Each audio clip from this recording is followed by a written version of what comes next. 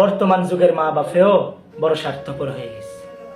ছেলে সন্তান এক ওয়াক্ত নামাজ পড়ে না, শুধুই মোবাইল, শুধুই খানা, শুধুই বন্ধু বান্ধব, শুধুই লেখাপড়া, আর কিছু না। হ্যাঁ, আপনি না বলে মুসলমানের মা, আপনি না বলে মুসলমানের বাপ, কোন হদের বাপ আপনি? ছেলে সন্তান এক ওয়াক্ত নামাজ পড়ে না, এটার কোনো খবর নাই। আমার মনে হয় মা বাবা যেন বলে দিছে, যা বেটা যা, যা নষ্ট হইয়া যা, সকালবেলা দরকার হইলে স্কুলে যাবি, স্কুল থেকে এসে মোবাইল টিপবি, খানার সময় খানা খাবি, কিন্তু ফুত তুই বড় হইলে তুই একটা সরকারি চাকরি লওয়ার পরে বিয়া করার পরে ফুত আমরা দুইজন তোরা ভাত খাওয়াইস।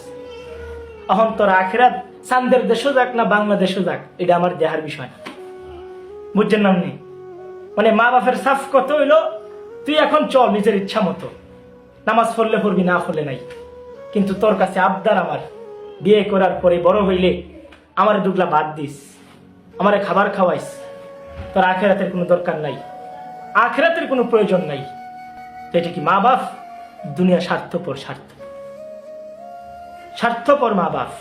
কামাই নাই, মায়ের মুখে কোনো হাসি নাই, কামাই নাই, বাবার মুখে কোনো হাসি নাই, কামাই নাই, স্ত্রীর মুখে কোনো হাসি নাই, কামাই রোজগার নাই, বোনের মুখে কোনো হাসি নাই।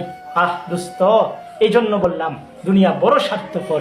নিজের আখেরাত নিজেকে সাজাইতে হবে, নিজের আখেরাত নিজেকেই সাজাইতে হয়, তোমার আখেরাত কেউ সাজাই দিবে না।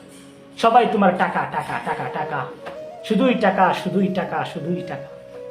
তুমি টাকা কামাইতে পারলে তুমি সবার প্রিয় ভাই, টাকা কামাইতে পারলে তুমি সবার